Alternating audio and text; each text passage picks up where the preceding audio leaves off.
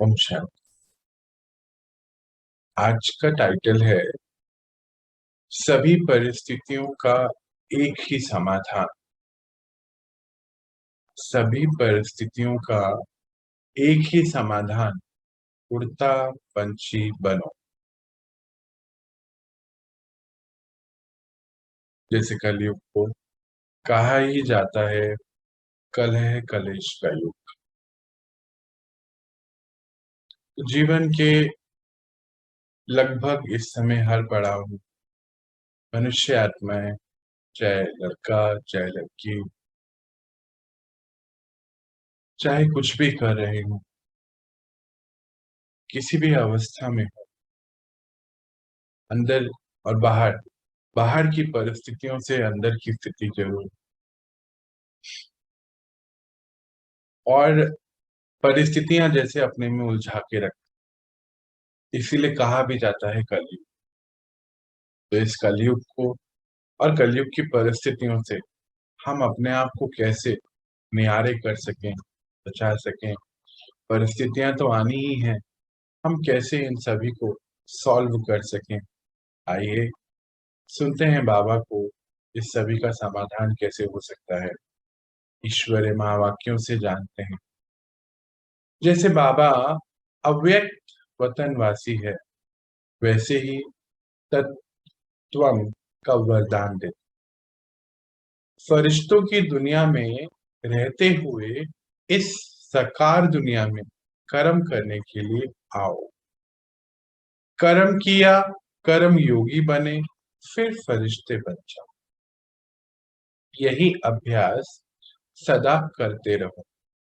सदा ही स्मृति रहे कि मैं फरिश्तों की दुनिया में रहने वाला अव्यक्त फरिश्ता स्वरूप, फर्श निवासी नहीं, अर्श निवासी। बाबा यहाँ बहुत जी स्थिति की बातें कर रहे हैं हमसे। कहते हैं कि जैसे बाबा इस दुनिया में तो नहीं रहते हैं, वतन में आते हैं, परम धाम में रहते हैं।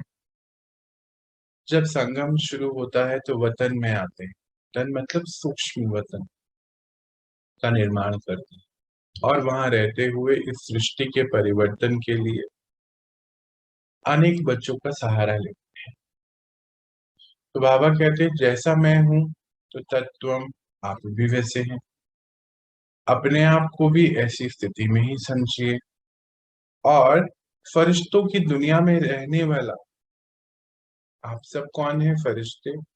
तो फरिश्तों की दुनिया में रहते, याद है ना कुछ दिन पहले बाबा क्या बता रहे थे कि अमृत वेला में जब योग के लिए उठे तो ऐसा महसूस करें कि मैं वतन से अवतरित हुई, इस शरीर का आधार लिया, सारे ही कर्म करे, और फिर वापस हमें कहाँ सोने जाना है?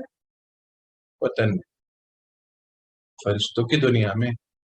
तो बाबा कहते ऐसा ही समझिए कि अवतरित हुए जैसे परमात्मा किसी किसी के शरीर का आधार लेके ये ज्ञान सुना रहे हैं, कारोबार करा रहे हैं अपना, ऐसे ही आप साकार दुनिया में उस आकारी दुनिया, यानी कि ये साकार वतन है और वो सूक्ष्म वतन, वहां से आए, शरीर का आधार लिया और कर्म योगी, कर्म बंधन में नहीं, कर्म योगी। फिर एक बात आगे बाबा बोले कि फरिश्तों की दुनिया से फरिश्ता स्वरूप, यानी कि हम जब कर्म करें फिर उससे ऐसे न्यारे हो जाएं, लाइट की बॉडी में अपने आप को महसूस करें कि मैं आत्मा फरिश्ता हूँ और मेरा फर्श से कोई रिश्ता नाता नहीं। फरिश्ते वही होते हैं जिनका फर्श से मतलब बंधनों में बंधे नहीं है, अर्श का निवासी है, फर्श का नहीं, अर्श का। तो ऐसी स्थिति में आ जाओ। फरिश्ता अर्थात इस विकारी दुनिया, अर्थात विकारी दृष्टि, वह वृत्ति से भी परे रहने वाला, इन सब बातों से न्यारा और न्यारे बनने वाले, सदा वह बाबा के प्यारे और बाबा उनके प्यारे, दोनों एक दो के स्नेह में जैसे समाये हुए हैं। ऐसे फरिश्ते बन गए हो।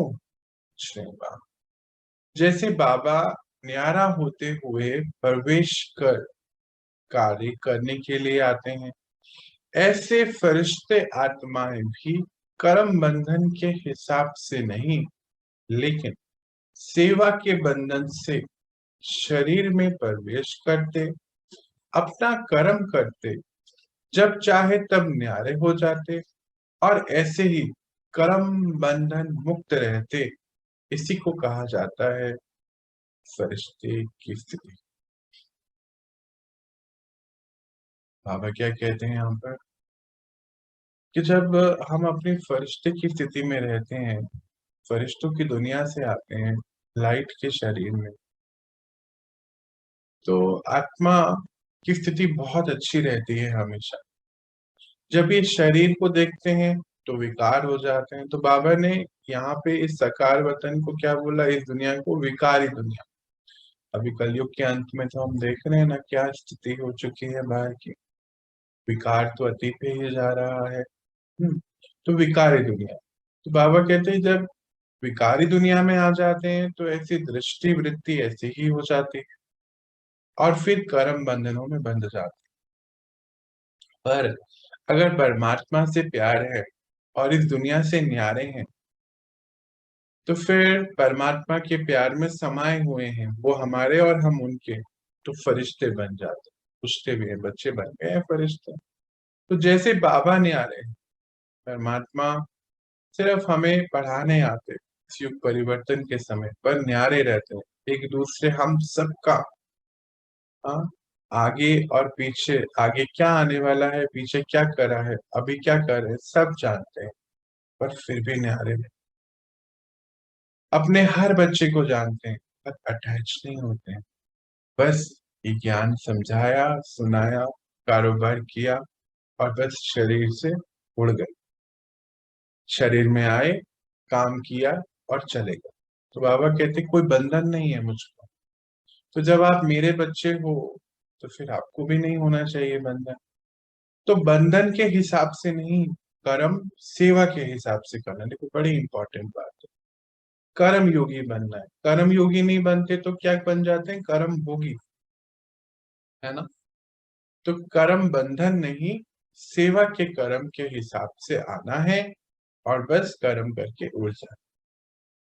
तो कहते हैं शरीर में प्रवेश करो, कर्म अपने करो, योग युक्त स्थिति में रहो, सारी दुनिया से न्यारे, सभी के संस्कार से न्यारे, अपने पुराने संस्कारों से भी न्यारे ना, इस हिसाब से तो सारे ही कर्म बंधन से मुक्त हो जाओगे, बस फरिश्ते कहलाओगे। बाबा क्या कहते हैं, कैसे हर परिस्थिति को सॉल्व करना है, हम वो पढ़ रहे हैं।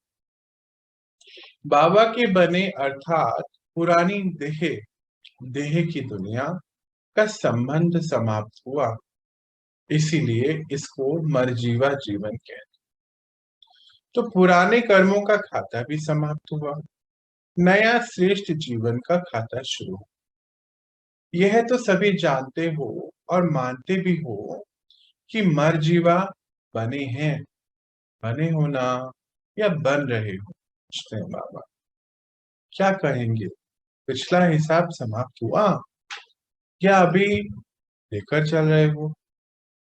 बाबा क्या कहते हैं यहाँ पर कि जब हम परमात्मा के बन गए, मतलब हमारा नया जन्म हुआ ना, मैं आत्मा, मेरा पिता परमात्मा, हमें पता चला तो नया जन्म हो गया। तो इस देह और देह की पुरानी दुनिया, यानी कि देह देह के संबंध, ये सब समाप्त हो। ऐसे नहीं कोई समाप्त हो जाते हैं, हम मन बुद्धि से बाबा के बन जाते हैं। सबसे मुश्किल काम यही होता है और आसान। मन बुद्धि से बाबा को सब कुछ दे दिया, समा गए उनके अंदर, तो फिर हम आत्मा अपने आप को जब समझ गए तो विस्तार हमारा खत्म हो जाता है। विस्तार मतलब पहले क्या होता है, ये शरीर, फिर शरीर की जितने भी रिश्ते, शरीर से जो अर्जित किया, पढ़ाई अर्जित करी, धन संपत्ति अर्जित करी, हम उसमें विस्तार में चले जाते। पर जब पता चला मैं आत्मा, मेरा तो ये शरीर भी नहीं, तो विस्तार खत्म। तो क्या हो गया, नया जन्म, मर जीवा। मरजीवा का अर्थ है एक बारी मरकर फिर ये जन्म ले लिया। इसी शरीर, ये शरीर थोड़ी मरा है, हमने मन बुद्धि से विस्तार को खत्म किया। तो बाबा कहते हैं मरजीवा हो, पूछ भी रहे मरजीवा बन गए हो या बन रहे हो अभी धीरे धीरे। पर पूछ रहे थे बाबा कुछ समय पहले, बच्चे मर रहे हो या मर चुके हो। मरने का अर्थ वो नहीं है। मरने का अर्थ ये है कि जब हम पुरानी दुनिया से खत्म हमने अपने आप को कर लिया, तो पुराने संस्कार, पुरानी बातें जो पीछे बीत गई, सब फिनिश। अब पुरानी चीजों को सोचना नहीं, आगे बढ़ना है। जो होना था हो गया। जैसे कि मान लीजिए अभी बात करते करते ये शरीर छूट जाए तो क्या होगा। इसकी स्मृति थोड़ी रहती है, कुछ दिन के बाद तो सब फिनिश हो जाता है। हाँ, शरीर को जला दिया जाता है, आत्मा फिर नए रूल के लिए चले जाती है, वहां के फिर हिसाब से नई चीजें होती हैं। ऐसे बाबा के। अब नई चीजें क्या है कि हम आत्मा, तो आत्मा के सारे ही गुण, सारे ही शक्तियां इमर्ज रूप में, पुराना सब कमजोरियां, गलतियां, खामियां, जो भी कुछ हुआ, सारे विकार फिनिश। ऐसे।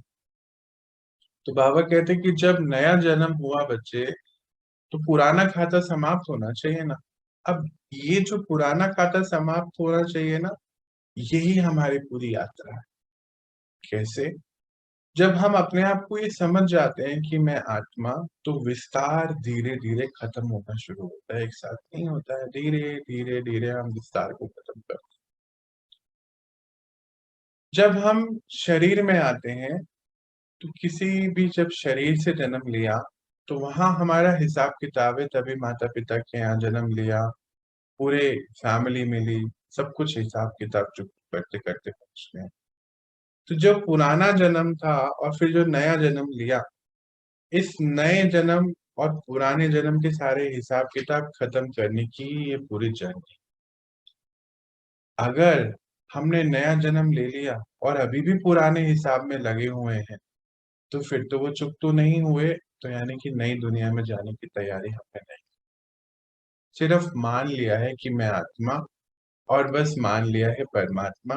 जैसे हमें किसी ने मनाया कि राम भी है, किसी ने मनाया साई भी, किसी ने मनाया सीता भी, तो बस उसी में उलझ के रह गए और एक और बात पता चली, आत्मा और महसूस नहीं। तो ये जो खाता समाप्त करना का अर्थ यही है कि पुराने सभी हिसाब चुकतू करके हम अपने श्रेष्ठ जीवन का कुछ शुरू करें, और नए खाते यानी कि सेवा के रूप में। तो बाबा पूछते हैं कि पुराना पिछला समाप्त कर दिया है। अभी 2 दिन पहले भी बाबा याद है ना, हमें पढ़ा रहे थे। फिर से पूछते हैं, समाप्त हुआ बच्चे पुराना? तो 3 प्रकार के खाते होते हैं, याद है हमें? आत्माओं के साथ, परिस्थितियों के साथ, और फिर तीसरा जो सबसे कड़क होता है, मन के साथ। मन को सुमन बनाना, हाँ, परिस्थिति को अपने अनुकूल बनाना, प्रकृति को, मतलब प्रकृति में शरीर भी आ जाए। और फिर जब हम प्रकृति को पावरफुल वाइब्रेशन देते हैं, तो शरीर कलयुग का है, दिक्कतें तो आनी है, पर उम्र बढ़ती चले जाती है, सारे हिसाब चुकतों के सेवाएं हो जाती है, और आत्माओं को, जो हमारे लौकिक संबंध है, उनको अलौकिक बनाना, ये 3 खाते हमें फिनिश करने। तो आज हमारी चेकिंग है कि हम कहाँ तक पहुंच गए ना। अलौकिक का अर्थ क्या होता है कि जब मैं आत्मा और सामने वाले भी सब आत्मा,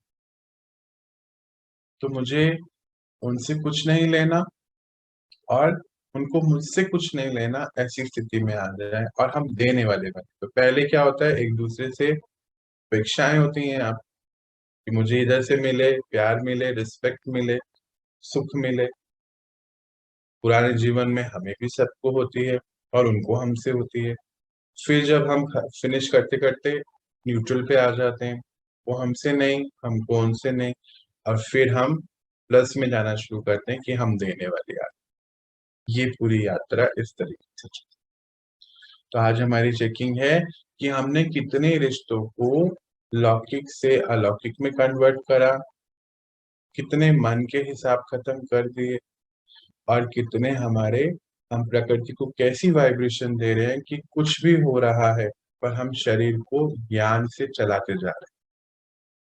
आज चेकिंग कर श्रेष्ठ जीवन कर्म बंधन का जीवन नहीं, कर्म योगी का जीवन। मालिक बन कर्म कराते तो कर्म बंधन हो ही नहीं सकता। लेकिन कर्म इंद्रियों की मालिक बन जाते हो तो जितना चाहो, जैसा चाहो, जितनी देर उस कर्म को करना चाहो, जिस कर्म इंद्री से कराना चाहो, वैसे ही कर्म इंद्री ऑर्डर प्रमाण सहयोगी बन राजा की बात सुन कार्य कर। श्रेष्ठ अर्थात फरिश्ता कर्म बंधनों से मुक्त। तो कर्म बंधनी आत्मा नहीं, लेकिन शुद्ध बंधन वाली सेवा वाली आत्मा। कितनी बड़ी ये बात बाबा कह रहे हैं। जब हमारा ये श्रेष्ठ जीवन मिल गया, हम नया जन्म, तो बाबा कहते हैं कर्म बंधन नहीं हो सकते हैं। कर्म बंधन क्या होता है? बहुत सारे बंधन है, देखो चार पांच अभी हम बात करते। एक तो कपड़ों का बंधन, दिखावे का बंधन, खाने पीने का बंधन, आंखों का बंधन, कुछ देखने बैठे देखते जा रहे हैं, सुनने का बंधन, बातें करने का बंधन, है ना, ये सारे बंधन। रिश्तों का बंधन, कई बार हम बोलते हैं कि ये तो निभाना ही पड़ता है, वहां जाएंगे तो ऐसा करना ही पड़ता है। तो जहां पढ़ता पढ़ता पढ़ता आ रहा है, ये सब बंधन है। बाबा कहते हैं कि जहां कर्म बंधन है तो वो श्रेष्ठ जीवन, हमारे जीवा जन्म नहीं। जहां कर्म योग है कि हाँ, सेवा अर्थ हम जहां भी जा रहे हैं, कर रहे हैं, तो वो कर्म योग, कर्म बंधन और कर्म योगी। कर्म बंधन में हम बंधे हुए हैं, किसके, किस चीज में बंधे हुए हैं? इंद्रियों से बंधे हुए हैं, कर्म इंद्रियों से बंधे हुए हैं। तो जब कर्म इंद्रियों से बंधे हुए थे, तभी तो इतने सारे कर्म बंधन पहले बने हुए थे, है ना। किसी को कुछ कह दिया, किसी ने कुछ कहा तो बुरा मान लिया, फिर उनको जवाब में कुछ बोला तो उनको भी बुरा लगा, कहीं कुछ ऐसा ऐसा होके रिश्ते टूट गए। तो क्यों हुआ था? क्योंकि नॉलेज नहीं थी हमारे में। तो हम छोटे रूप में सोचते थे कि उसने मुझे ऐसा कह दिया। जब नॉलेज हो गई कि मैं आत्मा हूँ, तो पता चला कि ये शरीर को कह रहे हैं, मैं आत्मा की, तो ये आखिरी डेस्टिनेशन तो नहीं है, आगे भी जाना है, ये तो शरीर यहीं रह जाना है। तो फिर ऐसी स्थिति होती है कर्म, जो मालिक बनकर जितना चाहे, जिस कर्म इंद्री से चाहे उतना काम करा सकता है। अब इसमें ना एक बहुत छोटी छोटी सूक्ष्म बातें भी आ जाती हैं। जैसे कोई कहता है, हाय मैं तो उठ ही नहीं सकता, मेरे शरीर में बिल्कुल जान नहीं है। अब आपको वहां क्या रिप्लेस करना है कि मैं आत्मा इस शरीर को चला रही। ऐसी बहुत परिस्थितियां अब आएंगी जब हमारे शरीर के हिसाब किताब चुकते होंगे। उन दिनों अगर हम साइलेंस में रहते और इस शरीर को चलाते रहते, तो ये पर्सनल मेरा एक्सपीरियंस है कि कुछ दिन में वो स्थिति पार हो जाती। ये यही है मालिकपन की स्थिति जो बाबा हमें बता, कि कर्म इंद्रियों से कर्म करा, कर्म योग में रहते, मतलब बाबा से योग जुड़ा हुआ है, पावर आ रही है, और हम इस शरीर को बीमार अवस्था में भी चला के उस पूरे रास्ते को पार कर। ये है कर्म बंधन से मुक्त रहना, कर्म मुक्ति। तो बाबा कहते कर्म बंधने वाली आत्मा नहीं, शुद्ध बंधन वाली। शुद्ध बंधन क्या होता है? जब हम सेवा अर्थ इस दुनिया में है, हमें दुनिया से कुछ नहीं लेना, कुछ भी नहीं चाहिए, बस सेवा अर्थ दुनिया में। यह है शुद्ध कर्म, शुद्ध बंधन। फरिश्ता बन जाओ तो मेहनत से छूट जाओ। चलने वाले, दौड़ने वाले, जंप लगाने वाले, इन सब से ऊंचे उड़ने वाले हो जाओ। जो चलते हैं, दौड़ लगाते हैं, जंप लगाते हैं, उससे फास्ट क्या होता है? उड़ने वाले। फरिश्ते कैसे होते हैं? उड़ते रहते हैं ना। तो मेहनत से छूट जाओगे ना, अनादि रूप में ही उड़ने वाले। अनादि रूप में हमारे ओरिजिनल रूप यानी कि पॉइंट ऑफ लाइट। आत्मा उड़ता पंछी है, चलता हुआ पंछी नहीं। तो अनादि संस्कार जो बोझ के कारण भूल गए हो, बड़ी इंपॉर्टेंट लाइन है। फरिश्ते की बजाय करम बंधीनी आत्मा बन गए हो। उड़ते पंछी की बजाय पिंजरे के पंछी बन गए हो। अब फिर से अपने अनादि संस्कार में स्थापित हो और उड़ते पंछी के इमेज को इमर्ज करो, अर्थात फरिश्ते रूप में स्थित रहो।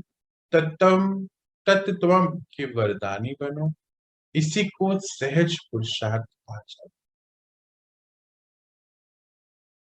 इसमें मुख्य बातें क्या है कि अगर हम चल रहे हैं ज्ञान में, मतलब हम तो ज्ञान में चल रहे हैं।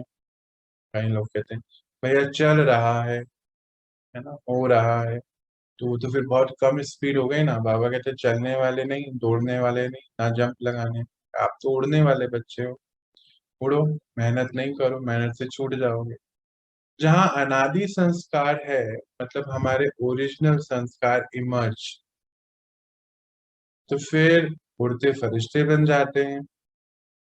क्योंकि क्या होता है, अनादि मतलब पॉइंट ऑफ लाइट, फरिश्ते की स्थिति से एक और ऊपर की स्थिति।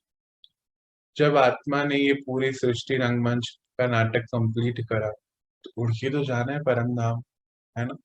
से तो जा नहीं सकते, शरीर लेके नहीं जा सकते, सूक्ष्म शरीर भी जा नहीं सकता, है ना। मैं आत्मा यानी कि मुझे उड़ना तो आता है। बाबा कहते हैं आप भूल गए हो ना, इमर्ज करो ना अपने अनादि फॉर्म। देखो बाबा कैसे याद दिलाते, कह रहे कर्म बंधन वाले नहीं, कर्म योगी फरिश्ते हो। कहते पिंजड़े के पंछी नहीं हो। तो पिंजड़े का पंछी क्या है ना, हमें हमारी अटैचमेंट, हाँ, बच्चों से अटैचमेंट, माता पिता से अटैचमेंट, रिश्तों से अटैचमेंट। तो पंछी को क्या किया, बांध दिया ना पिंजरे के अंदर। कुछ नहीं तो हमारे हमारी संपत्ति से अटैचमेंट जो भी हमारी है नहीं, पर हमें लगता है ऐसे, हमारे घर से, हमारे पुराने कपड़ों से, पुराने बर्तनों से, जेवर से, रुपए पैसे से बंधे रखते हैं और बांधे रहते हैं। भाई मुझे तो ये लेके ही जाना है, मुझे तो, मैं तो नहीं छोड़ सकता है इसको, मैं इस घर को नहीं छोड़ सकता हूँ। ये सारी जो है हमें, बाबा कहते हैं सोने के पिंजड़े में बांध के रखते हो अपने आप। तो आप तो मेरे जैसे हो, ऐसे ही तत्वम, मतलब जैसा मैं वैसे तुम, ऐसे वरदानी बनो और इस पुरुषार्थ से भी छूटो, इसे कहते हैं। भिन्न भिन्न परिस्थितियों में क्या करूं, कैसे करूं, ऐसा तो होता ही रहता है। मेरे ही साथ क्यों होता है, इतनी मेहनत में क्यों जाते हो, परिस्थितियों को क्यों बड़ा बना देते हो, आप एक छोटे बन जाते हो, परिस्थितियां शक्तिशाली बना देते हो, अपने को कमजोर बना देते हो। बच्चे ऐसा क्यों कर लेते हैं। किसी भी परिस्थिति में, चाहे प्रकृति की हो, चाहे आत्माओं द्वारा हो, कभी भी परिस्थिति कितनी भी बड़ी हो, आपके संबंध में छोटी ही रहे। क्यों, क्योंकि आप विश्व की सबसे बड़ी शक्ति के साथ हो, कंबाइंड रूप में बाबा संग हो। तो बच्चे ये परिस्थिति, परिस्थिति तो रह ही नहीं सकती, ये तो परिवर्तन होने ही आए। आपके सामने आई इसीलिए है क्योंकि उसको टूट कर बिखरना, खत्म हो जाना है। आपका तो कार्य ही ये है, परिस्थिति आए तो परिस्थिति को परिवर्तन। दूसरों के संस्कार के आधार से नहीं, कोई क्या करता है, उसने क्या करा, किसी ने क्या करा होगा, ये तो बहुत मुश्किल है, उनके सामने भी ये मुश्किल आए। बच्चे आपके जैसे नहीं, आप तो उड़ते पंछी हो। इसीलिए कोई भी ऐसी वैसी बात सुनना, किसी का एक्सपीरियंस लेना और फिर अपने आप को उस हिसाब से चेक करना, बच्चे ये तो आम मनुष्य आत्माओं का काम है। आप तो श्रेष्ठ हो, श्रेष्ठ जीवन में रहने वाले, श्रेष्ठता को अपनाया है, पुराना जन्म खत्म करा और नया जन्म बाबा से लिया है। श्रेष्ठ आत्माएं परिस्थिति से नहीं डरती, परिस्थिति को ही परिवर्तन कर। सभी उड़ते पंछी बन जाओ। तो परिस्थिति तो क्या, नाटक है। बस नाटक खत्म किया और उड़ चले अपने घर, और फिर अगले दिन फिर शरीर लिया, नाटक किया और फिर वापस घर चले गए। आप सब उड़ते पंछी हो। बाबा ने आज अभी हमारे सारे संकल्प रीड कर लिए। कहते हैं कि क्या होगा, कैसे होगा। फिर हम सलाहें भी बहुत लेते हैं ना दूसरों से, देखो उनके साथ ऐसा हुआ था, ऐसा हो जाता है ना, देखो कोई बीमारी हुई थी ना, तो फला फला के साथ ऐसा हो गया, ये हुआ था ना तो ऐसा हो गया। बाबा कहते नहीं, उनके आप मत लो एक्सपीरियंसेस। तो नॉर्मल मनुष्य आत्मा है ना, आप तो श्रेष्ठ हो। आपके साथ तो बाबा कंबाइंड में है, के साथ तो कंबाइंड, क्योंकि उनको मालूम ही नहीं है तो कंबाइंड हो नहीं सकते ना। तो कहते हैं आप फिर क्या करते हो, सोच सोच के परिस्थिति को बड़ा बना लेते हो और खुद कमजोर हो जाते हो, दूसरों से सलाहें और ले लेते हो। बाबा कहते नहीं, देखो इस समय सब तो कितने डरे हुए हैं ना, किससे सलाह लोगे, क्या सलाह देंगे, वो अपने डर के हिसाब से ही देंगे। तो बाबा कहते चाहे प्रकृति का कुछ भी आ जाए, कोई परिस्थिति हो, पर आपके संबंध में वो परिस्थिति छोटी है। और कहते परिस्थिति आई इसीलिए क्योंकि उसको आपसे परिवर्तन होना है, टूटना है, और कुछ भी नहीं। तो परिस्थिति आए, आने दो उसको, आप उसको चेंज करो, क्योंकि आप उड़ते पंछी को उड़ते चलो। उड़ने चलने का अर्थ क्या है, शरीर लिया, मान, बाबा के लास्ट में क्या बोला, नाटक है, नाटक पूरा किया, फिर वापस चले गए, क्योंकि ये तो मेरी जगह है ही नहीं रहने की ना, मेरा तो घर कहाँ है, ऊपर है। तो फिर नीचे बस, जब हम कहीं जाते हैं और वहां से मालूम होता है कि अभी कुछ देर बाद घर जाएंगे, तो मानो वहां कोई बात ऐसी हो भी जाती तो क्या कहते, कौन सा हमें यहाँ रहना है, हम तो घर जाना है। कोई बात नहीं, अगर कुछ देर ऐसा हो भी गया तो हो गया। ऐसा इजी करते हैं ना अपने आप को, तो बाबा हमें हमेशा के लिए इजी कर रहे हैं। कहते हैं आपने कौन सा यहाँ रहना है, उड़ के आ जाओ वहां पर, नाटक है, बस शरीर लिया, काम पूरा किया, वापस घर। फिर अगले दिन फिर से आएंगे, शरीर लिया, काम किया, फिर वापस। कितनी सुंदर स्थिति है। देखो मन बुद्धि को वैसी ट्रेनिंग देनी पड़ेगी ना। तो आज का पुरुषार्थ क्या है, ये ट्रेनिंग देना अपने आप, कि हमें हमारा ही दुनिया, अब ये वैसे भी दुनिया रहने लायक बची नहीं है, ये तो यहाँ नहीं रहना, हमारा घर तो ऊपर है भी ना, हम जाते भी हैं। अब इसको पक्का कर, परिस्थिति नीचे और आप ऊपर रहते हो ना, तो फिर नीचे क्यों चले जाते हो, दुनिया को देखकर दुनिया की बातों में क्यों आ जाते हो। परिस्थिति नीचे, आप ऊपर हो जाओगे, बस ऐसी स्थिति को याद रखो। ऊपर से नीचे की वस्तु कितनी भी बड़ी हो तो कैसी नजर आती है, क्या अनुभव होता है, सब छोटा छोटा दिन के समान नजर। इसीलिए सब परिस्थितियों को सहज पार कर सकते, सहज रास्ता नजर आता है।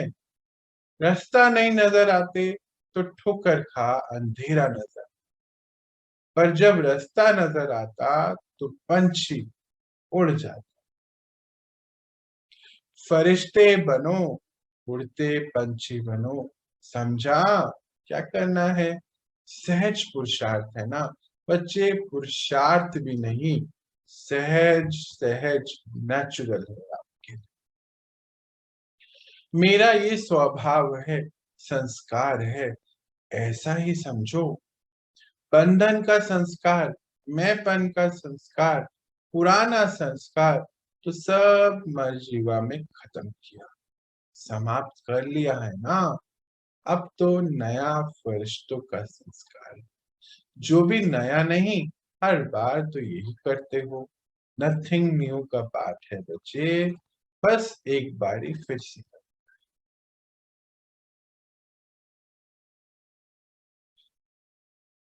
बाबा ऐसा हल्का बना रहे हैं आज हमें।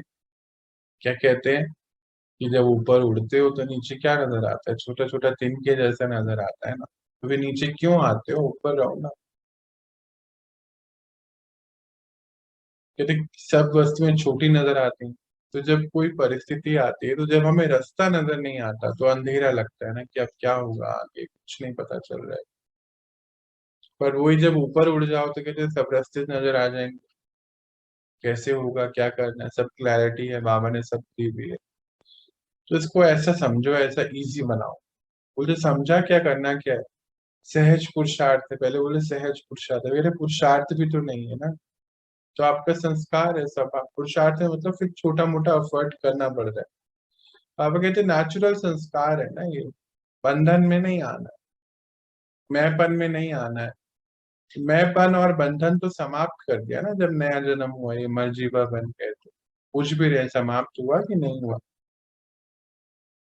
कहते आप तो नेचुरली फरिश्ते हो। नथिंग न्यू का पार्ट है। कह रहे पहले भी करा है आप बच्चों ने और अभी भी कर रहे हो। बस एक बारी और करना है तो क्या हो गया? हल्के ही तो है। जैसे बाबा आज में बहुत लाइट बना रहे हैं। फरिश्तेपन की भाषा मेरा मेरा नहीं। फरिश्ता अर्थात मेरे सो तेरा। तेरा हो गया। यह मेरा मेरा ही फर्शवासी बनाता और तेरा तेरा ही तख्त नशीन बना देता है, तख्तवासी बनाता है। तो फरिश्ते बनना अर्थात मेरे मेरे के बंधन से मुक्त बनना। अलौकिक जीवन में भी मेरा एक बाबा, दूसरा मेरा न कोई। तो ऐसे फरिश्ते बने हो, सब समस्याओं को एक ही समाधान से खत्म कर सकते। सब समस्याओं का एक ही समाधान याद रखो। याद है ना? उड़ता पंछी बनना और औरों को भी बना। बाबा कैसे याद दिलाते कि पहले खुद भी बनो और फिर औरों को भी हल्का करो ना। नहीं तो हम क्या करते हैं, पहली दुनिया में भारी थे खुद ही, खुद डरते थे, परेशान थे, दूसरों को भी क्या करते थे? सोचो, डराते ही थे ना। हाँ ऐसा हो गया, ऐसे करा आपने, ऐसे ऐसे नहीं करना, ऐसा हो जाएगा, वैसा हो जाएगा। वो कुछ नहीं तो रीति रस्मों में ही कितने फंसे रहते थे। आज थर्सडे है, आज मंडे है, आज ये नहीं खाना, आज ये नहीं करना, आज नए कपड़े नहीं खरीदने, तो बाल नहीं धोने, पता नहीं क्या क्या था। पर अभी देखो सारे सब फिनिश हो गया ना। तो बाबा कहते हैं जो फरिश्तेपन की भाषा है वो मेरा मेरा है, मेरा ये है, मेरा वो। और जो, सॉरी, जो फरिश्तेपन की भाषा है वो तेरा तेरा है। जो हमारी पुरानी भाषा थी वो तो मेरा मेरा है। मेरा मेरा नहीं कर, मेरा जो था सब तेरा है।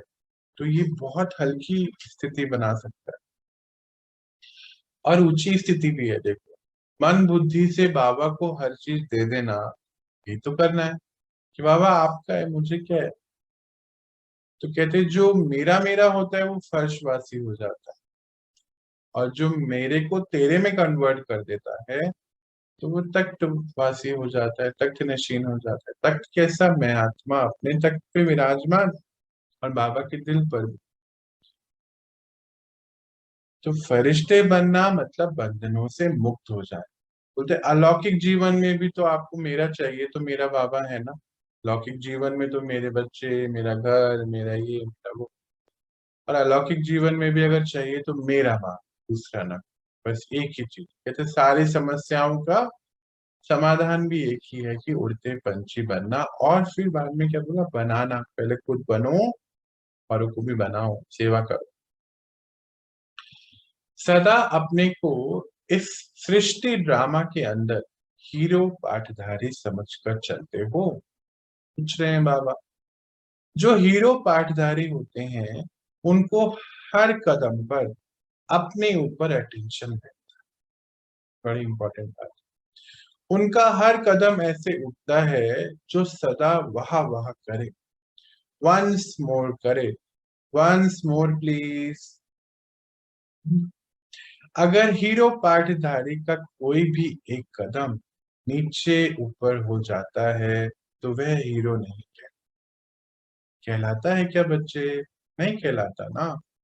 तो आप सभी डबल हीरो, हीरो विशेष पाठधारी भी हो और हीरो जैसे जीवन बनाने वाले भी हो।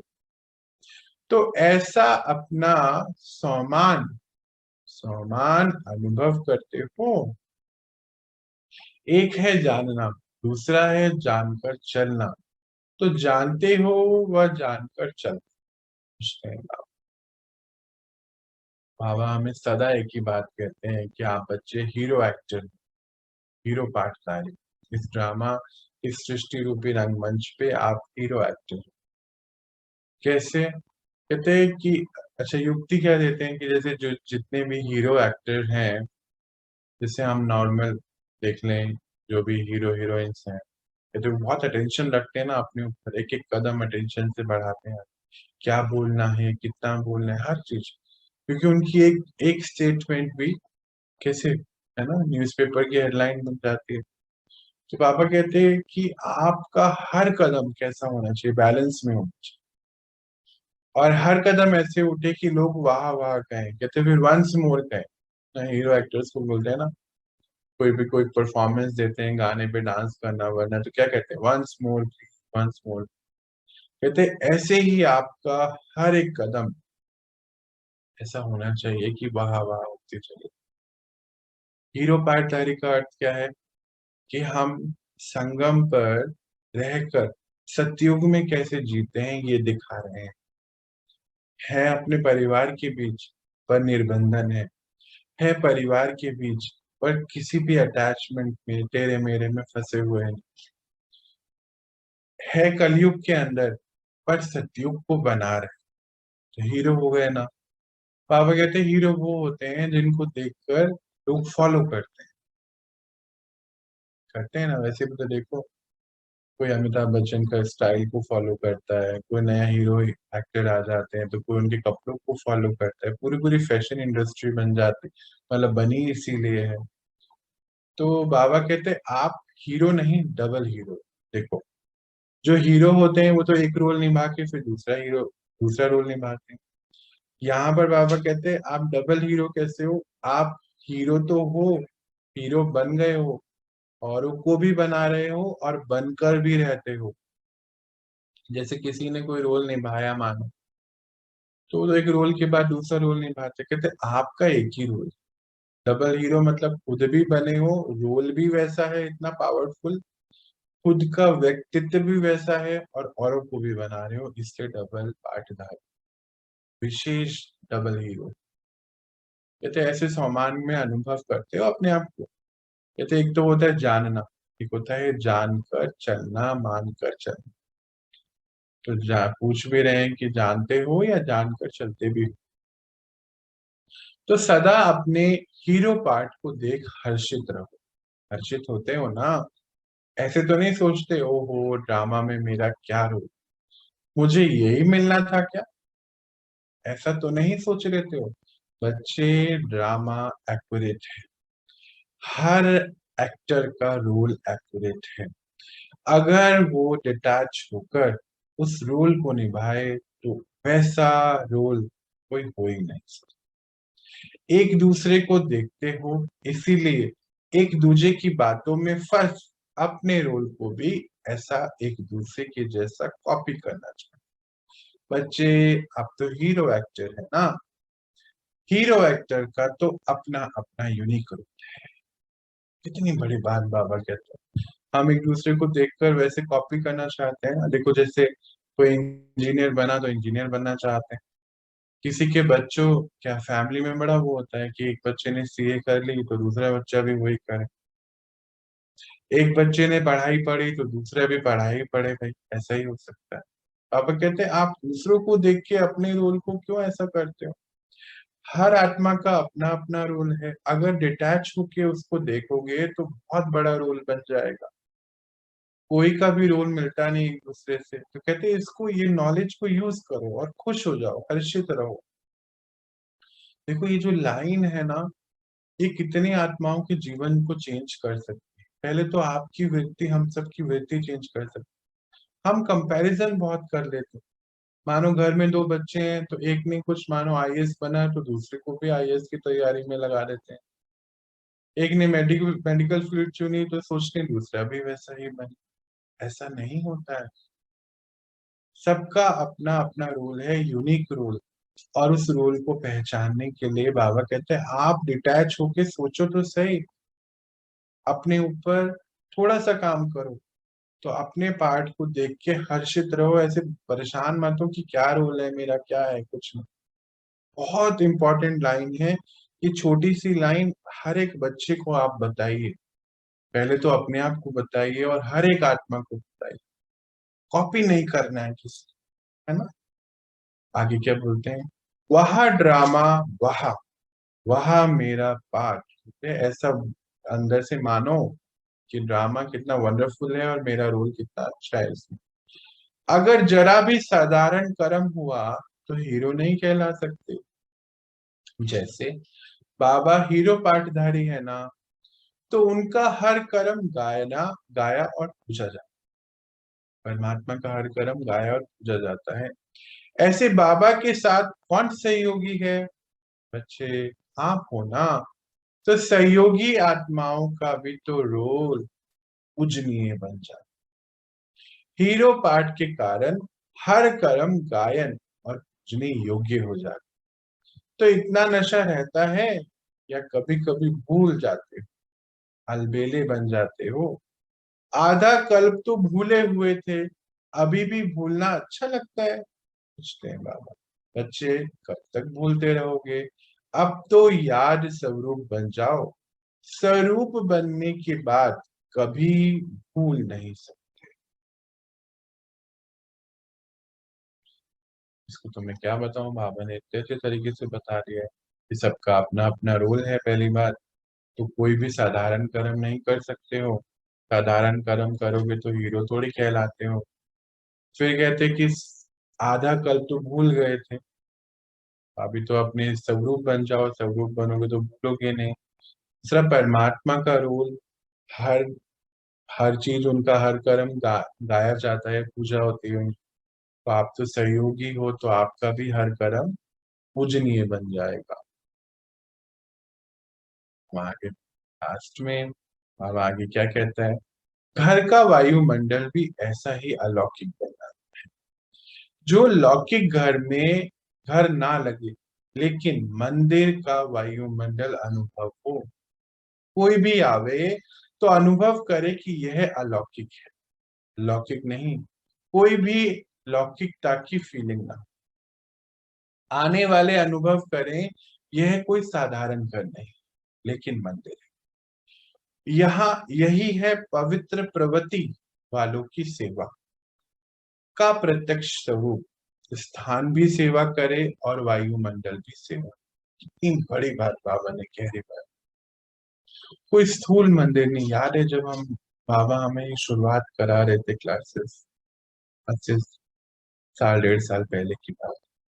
उन्होंने एक ही लक्ष्य रखा कि घर में कोई स्थूल मंदिर नहीं, घर ही मंदिर बन जाए, जहाँ पवित्र प्रवृत्ति यानी कि पवित्रता को धारण कर लिया है, वृत्ति और दृष्टि पवित्र हो गई है, तो घर का वातावरण कैसा हो जाएगा, वाइब्रेशन कैसा हो जाएगा, तो मंदिर जैसा हो जाएगा। लौकिक चीजें ना हो। लौकिक क्या है कि ऐसा वैसा रिश्ते, ऐसे क्यों वैसे क्यों, तुम इज्जत दो तो हम दें, ये सब नहीं। ये तो लौकिकता हो गई। अलौकिकता मतलब मैं पवित्र आत्मा और ये सब भी आत्माएं, और वैसा फीलिंग्स ऐसी होनी चाहिए बाबा की। कहते कोई भी घर में आए तो उसको ऐसा महसूस हो कि ये मंदिर है। तो कह रहे ऐसा ऐसा बनाओ अपने घर का वाइब्रेशन कि आपके घर का वाइब्रेशन वायुमंडल भी सेवा करे और आप भी सेवा करो, है ना। कितनी बड़ी बात है कि घर मंदिर बन जाए। घर में कोई मंदिर कितना सा ऐसा बनाते हैं ना हम, छोटा सा मानो एक रूम में बना देते हैं। हद से हद क्या करेंगे, एक रूम में बना देंगे, 10-12 मूर्तियां रख देते। पर ऐसा कुछ तो फायदा तो होता नहीं है उसका। बाबा कहते हैं ऐसा वाइब्रेशन पूरे घर का बनाओ ना, तो मंदिर में कौन रहता है, देवी देवता रहते हैं ना। जब घर मंदिर हो जाएगा तो वहां कौन रहेगा? आप सब देवी देवता बन के रहोगे। ऐसे वायु। अगर कोई भी कमी पेशी देखते हो तो ठीक कर देते हो ना? याद है ना बच्चे? फरिश्ते दूर से ही देख के एक्यूरेट करते हैं।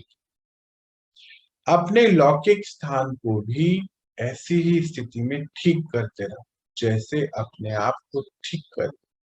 करेक्ट करते हो ना? बुद्धि बताती है ना कि नहीं, ऐसा नहीं बोलना चाहिए, ऐसा नहीं करना चाहिए। बच्चे ऐसे ही अपने घर को मंदिर बनाओ। घर मंदिर लगे, गृहस्थी नहीं लगे।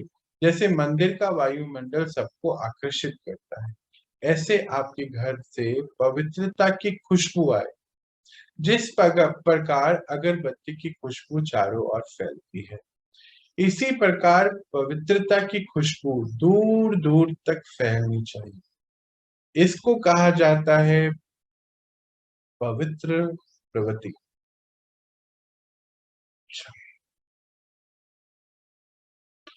बाबा कहते जैसे आप अपने आप को करेक्ट करते हो ना, फरिश्ते बन गए तो बुद्धि बताती है नहीं, ऐसा नहीं बोलना है, ये कर्म नहीं करना है। कहते हैं आप ऐसे ही अपने लौकिक घर को भी लौकिक नहीं बनाओ, उसको भी ठीक करो। घर को मंदिर लगे, घर मंदिर लगे, गृहस्थी नहीं लगे।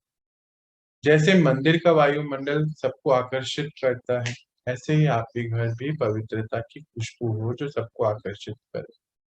जैसे अगरबत्ती जला देते हैं ना मंदिर में, ऐसे ही बता रहे। तो पवित्रता की खुशबू दूर दूर तक फैलती रहेगी। इसी को कहा जाता है पवित्र प्रवृत्ति। प्रवृत्ति मतलब फैमिली। हाँ, हमारी प्रवृत्ति बहुत बड़ी है, यानी कि हमारे रूल्स एंड रिस्पॉन्सिबिलिटीज बहुत बड़ी हैं। तो ऐसा घर आप बनाओ, आपकी ये सेवा है बाबा के।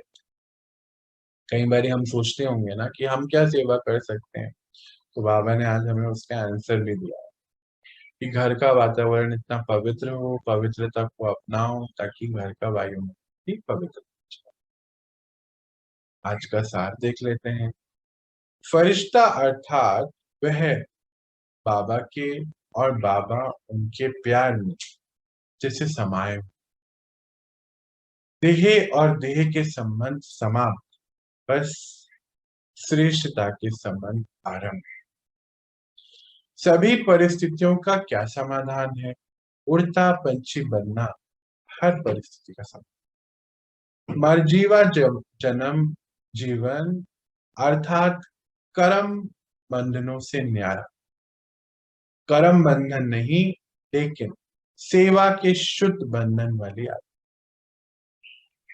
बाबा के सहयोगी आत्माएं हर कर्म, बाबा के सहयोगी आत्मा होने से हर कर्म का गायन और पूजन, पूजनीय पूजनीय बन जाता। प्रवृत्ति वालों के लिए सेवा क्या है? प्रवृत्ति की खुशबू दूर दूर तक फैले, ऐसी पवित्र श्रेष्ठ प्रवृत्ति बनाओ। मंदिर बनाओ घर। जीवन का जीवन को श्रेष्ठ बनाने का सहज साधन है अपने आप को ट्रस्टी समझकर मैं को तेरा कर दो और इजी रहो। फरिश्ते बन, उड़ती कला चढ़ती कला। अच्छा, अच्छा, अच्छा का अर्थ है बच्चे आप समझ गए। अब आप करे बगैर है। और हम सबकी तरफ से भी बाबा शुक्रिया, शुक्रिया बाबा कि आपने हमें ये सब बताया और अब हम इसके रूप हम करें। शांति।